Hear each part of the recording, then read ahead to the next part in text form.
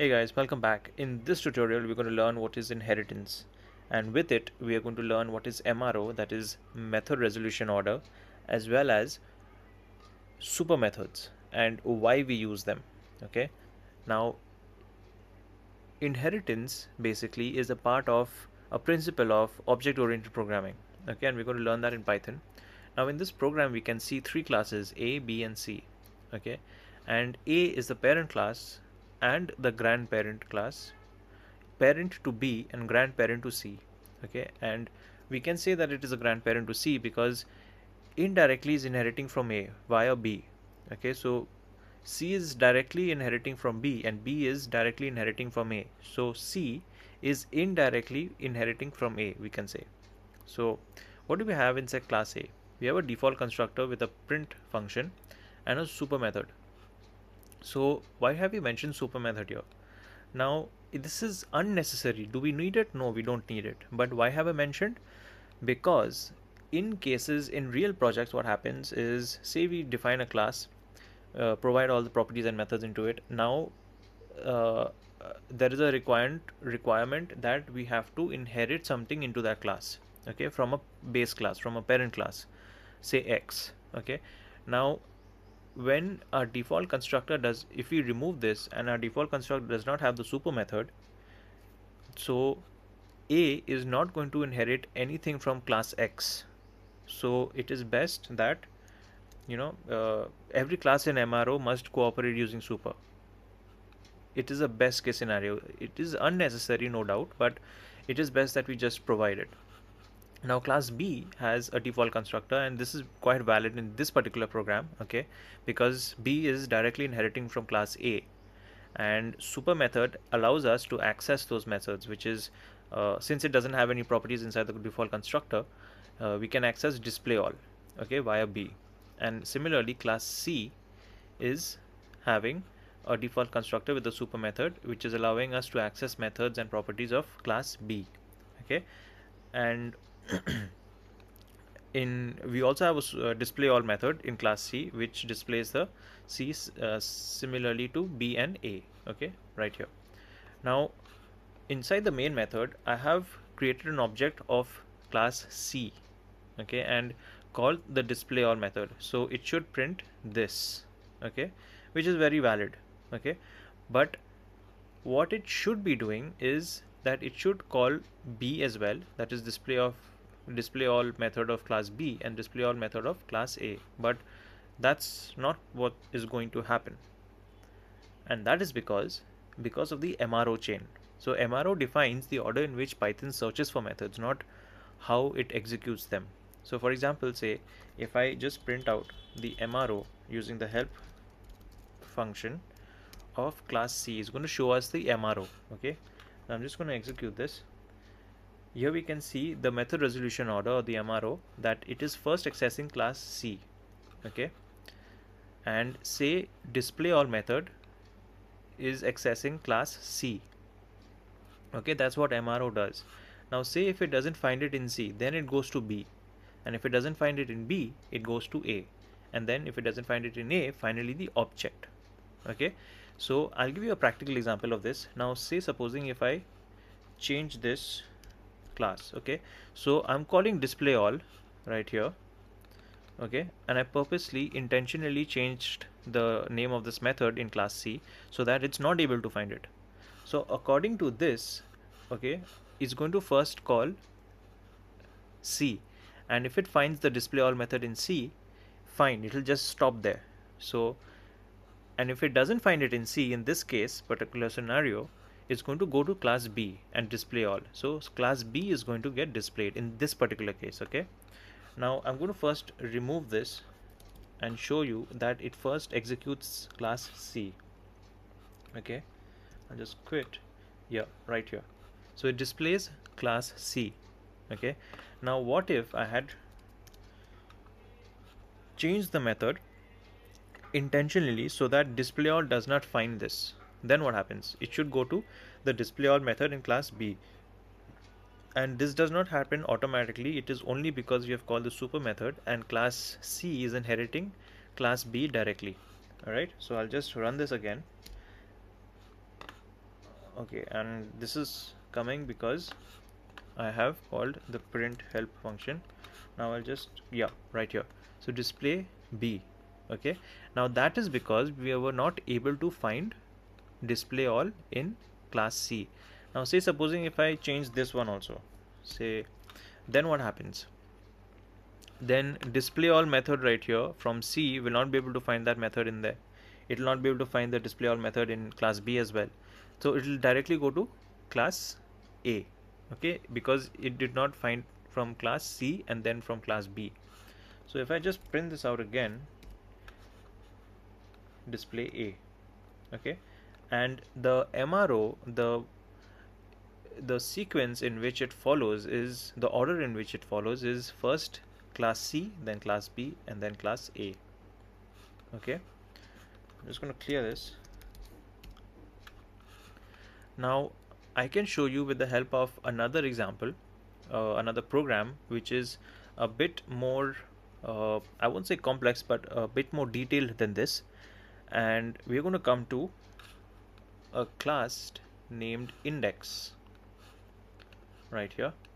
Close the main method. Okay, shift this to the side. Now in this program we have the company system, a class, okay, and it has a default constructor. It has two methods, add data and display data, and the main method inside is going to perform few operations. Now the first three lines, it shows that it's going to import three files, okay, that is employee, department and manager. Okay, there are three classes, employee, department and manager. Now there is another class called person, so I'm just going to open that right here, and department as well. Okay, and I'll tell you initially that class person and department are two individual independent classes. Okay, that means uh, that person and department are parent classes or base classes.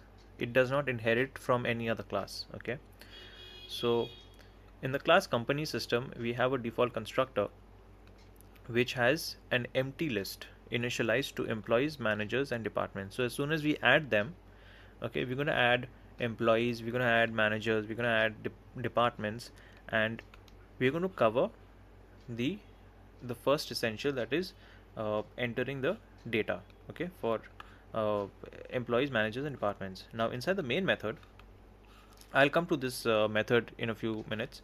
Now inside the main method we have an object created of type company system class, okay, and inside the main method we have a infinite loop where a user gets multiple choices to add data, display them and show the MRO of manager.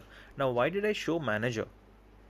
Okay, it's because I want to show the entire MRO chain. Now I can call the MRO of department as well, okay, but it'll just call department because department is not inheriting anything. So when I search through any method in department, so it's not going to look for any other method in any other class. That's because department is not inheriting anything from any other class. Similarly for person, okay, and manager is covering the complete chain. So that means manager is uh, directly inheriting from employee and as well as department. So employee also covers person, okay, that means employee is directly inheriting from person. Okay, so manager and manager, if we call the MRO for manager, we are going to get the chain for employee, we're going to get the chain for department in that same chain, and as well as for person. Okay, so that's why we have called the MRO of manager, and the fourth choice will be to exit in case we want to get out of that infinite loop. Now the user enters his choice and keeps adding data, displaying them, showing the MRO, and fourth choice will be the exit. In case you give a invalid choice, then we ask the user to try again, in simple terms. Now say I'm going to execute while I'm explaining. So I'm just going to go to the previous directory and go to the other inheritance folder and execute it. So python 3 space index.py, and now I have to add data. So I add data, say for employee, the first choice that we go for. Okay, say Dion, age 21, employee is a random employee ID, and we have employee and person in it called. So we go to employee and we see that first employee in it was called. So this is executed first, okay, because we directly called employee. Okay, and by showing you that we are directly calling employee is we add data. So we go inside add data, we open this, and we first choose add employee. Okay, it asks us for the name, age, employee ID. So it goes to employee ID, we create an object, pass the parameters with name, age and employee ID inside the class, and we append that employee inside the employees list, which we have declared right here and initialize as an empty list. Okay, now when we go inside employee, we created an object. Okay, when as soon as we call this statement, this is invoked. Okay, so the parameterized constructor here is invoked, and when this is invoked, this is printed out. So employee init called is the first thing that prints out after we have given all the credentials of the employee. Okay, now after that what happens is it calls a super method. Okay, and it provides the name and age that we received from the index that we are sending from here. It receives it here, okay, name and age, and it passes the name and age using the super method to class person. Okay, now since we are using super method, it is directly accessing the properties in class person. So we go to person, we have another parameterized constructor here, and then when this is invoked, class person init called is printed out. Okay, and then we have the access to name and age, which is initialized right here. Okay, we also have a method name and age, which is in the method display person. So when we come back to employee class, we are calling the super method. Okay, and the employee ID is explicitly declared or initialized in this case. Then we come back to the terminal. Okay, then it asks us for a shows us the menu. Okay, now we have already entered the employee ID. Okay, and that's been assigned to the emp underscore id. Now say if you want to add another data for department, I'm not going to add manager yet because manager asks for department. Okay, so I'm going to add a department first. Say choice 3, department name logistics. Okay, and I'm just going to copy this so that I'm going to put this directly on the manager's details. Okay, so manager, alright, so department init called. So we go to department, and here we have department init called. Okay, so this was invoked as soon as we added a new department. So I think it was case 3 at department. So we go a little lower here. So we enter the name for the department. Okay, and department was called using the object department. Okay, so this is going to be of type department. So we, as soon as this is invoked, it goes to department and it calls this print function and displays the department name. Okay, we have initialized the department name, so it goes back right here and it's appended to that department. Okay, now we have to add data for manager. Say I give a name George, age 43, random employee ID, department same. Okay, we copy department, but it's going to be logistics. Alright, so how do we call this? So manager was first called. Okay, that's because we were in manager. Okay, we enter the name, age, employee ID, department, and this is going to be called, it's going to be invoking the parameterized constructor is going to take the name, age, employee ID and the department and invoke this parameterized constructor, and as soon as it does that, it prints out the init method right here. Okay, which is manager init called. Then we are using the super method to be able to access the employee class. Okay, so we have name and age and employee ID inside employee class. So similarly, how we call super method here, it is going to be called again to be able to access the class person, to be able to get the name and age. Okay, and like that we are going to have employee ID from the class person directly, because this was explicitly called, okay, from class person. We are not inheriting anything, we are not inheriting employee ID from any other class, but from employee itself. Okay, so we have employee ID directly and name and age indirectly through class employee from class person. Okay, and likewise we are directly inheriting from department. Okay, that is department class, so we have the department name as well. Okay, so we cannot use super again. Okay, and that is because if we, I mean, if we use super again, say in this way, this is incorrect. Okay, we cannot do this. That's because when we use super method, it first checks the classes that are being directly accessed, that is only employee. Okay, so we cannot use super again.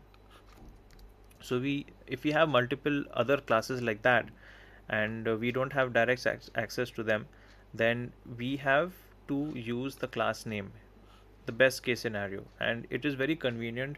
And say if you don't give the super method and don't use the super method, but use the class method, class name to call or access the properties and methods of the in the parent class, that is also correct, but it is best not to do it this way. It is best to use the super method, so that we can follow the MRO chain. Alright, so in department we have added the department name, and that is being appended to the department list. Okay, sorry, the department has been appended, and the entire data has been appended to the manager's list. Now if I want to show you the display of the data, we have say if I want to display employees, then it will show the name and age which is coming from class person. So let's see how we are displaying it. Case 1, display data. Okay, so we first check if the employees are there or not. If there are no employees, like initially if we just printed, if you wanted to display the data for employees, you would have got no employees in the list. Okay, similarly for managers and departments as well, if there are any employees in the list, then we show the print, and that these are the employees that we are currently having in the list, and we run through that list of employees as EMP, and we used EMP, and EMP in this case is of type object, which we have stored right here. Okay, and this is an object of type employee. Similarly for manager and department, and we have the object as, and we are accessing display person and display employee. Okay, similarly we have display person, which is being called.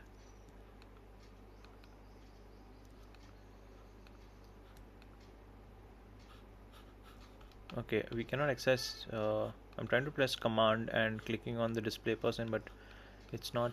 So we directly go to person, and we have display person, which is showing us the name and age in this format. Okay, right here. And similarly for employee, it's showing us the employee ID for each employee. Okay, now going back to index, for each manager, say it first checks, and if there are no managers in the list, it just says no managers. Otherwise we use the object to call display all, which is inside the managers class. That means inside the managers class we have display all, okay, which is being called from index. Okay, and we display the name of the person, the age from class person. We call the display employee, okay, from employee class, and we display the department from the department class right here. Okay, so this is how we combine classes, and we inherit the properties and methods to be able to access and to use those methods or execute those methods. Okay, now say for example if employee had an attribute here, okay, x int equals 9, then that means that we cannot access 9, but what we can do is we can execute this method display employee, okay, from index.py. We cannot access this. All we can do is execute this, okay. But what we can do is we can return x right here, okay, and give this as an integer as a return type. Now what we can do is receive 9 right here, where is this is employee class display employee, employee class display employee. All right, so what we return in this is x, which will be of type int, is equals to, now what we're going to receive an x right here is 9, okay. That's how we can use that. Otherwise we are just basically executing this method, okay. That's how we use the properties and methods from other classes. So now we have, I showed you the display of employees. How about I display for managers? Okay, similarly for manager is going to first display the person, which is name and age. Then it's going to employee ID from display employee, okay, and then departments, which is logistics, from the display department method, okay. Now I'm going to show you the MRO of manager. So that means, which is manager, employee, then person, then department, okay, and then finally the object. So this means that first manager is going to be on the MRO chain, okay.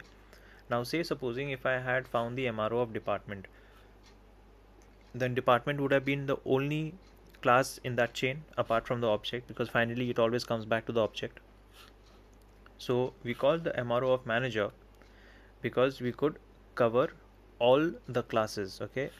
Manager is basically having access to all the classes: name, age, employee ID, name and age coming from person, employee ID from employee class, and department name from department class. Now if there had been another class, say salary, which is an independent class just like department and person, then manager would also have access to that class X salary, okay, and salary would have come either after or before department, according to how we write, okay, like this. So in this case it would have been department first then salary, or if we had written it in this way, it would have been salary first and then department. I'm just giving an example. Salary, we don't have that class yet, okay. Now so this is the single source of truth where the MRO of any class is determined, okay, which order it follows, what sequence it goes through, to which method it executes in which class, okay.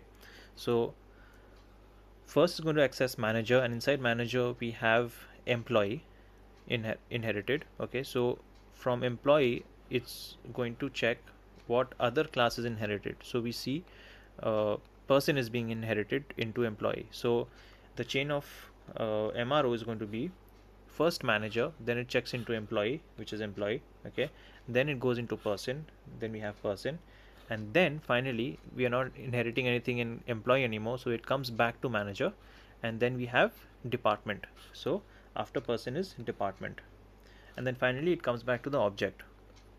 So this is how we follow the MRO of any class, okay. And say supposing if we wanted to find the MRO of employee, then it would have been just employee, person, and then the object, okay. In employee we are not inheriting department, so department wouldn't have been in that chain, okay. So we have added data, displayed them, and we have shown the MRO of manager. And I just want to quickly go through a picture, an image right here. We can see that we have different types of inheritance, okay. We have single inheritance, multiple inheritance, multi-level inheritance, hierarchical inheritance, and we have hybrid inheritance. Now the program that we can see here is an example of hybrid inheritance, okay. That would mean that there are multiple classes that are being inherited, okay. Like we have department and person, which is being inherited into the class manager. Okay, we have employees and department, which manages is inheriting. Okay, so uh, it's a example of multiple inheritance or hybrid inheritance. Okay, and hybrid inheritance is basically a mix up of multiple as well as multi-level inheritance. Okay, this program that we have is an example of multi-level inheritance, because I can tell you that manager is a grandchild of the class person. Okay, that is because manager has access to employee methods. Okay, so employee is a parent to is a child to person. So person is a grandparent and manager is the grandchild. So and employee to person, employee is a child to person and employee is a parent to manager. Okay, so that's an example of multiple inheritance. Now multi-level inheritance would be, say if we had person which is a grandparent to manager. Okay, I just put them in order so that we know that person is the grandparent, employee is the parent, and manager has two traits, that is grandchild as well as child. It is a grandchild to person. Okay, and manager is the child to employee. So manager has indirectly all the properties and methods, that is name and age, of class person. That is why it is known as the grandchild. Now it is a child, a direct child to employee. That means it is inheriting employee directly. Okay, it is also uh, inheriting department. Okay, which is another independent class. It's a parent class, base class, and manager is department's child class. Okay, so that's how it is inheriting the department name from the class department.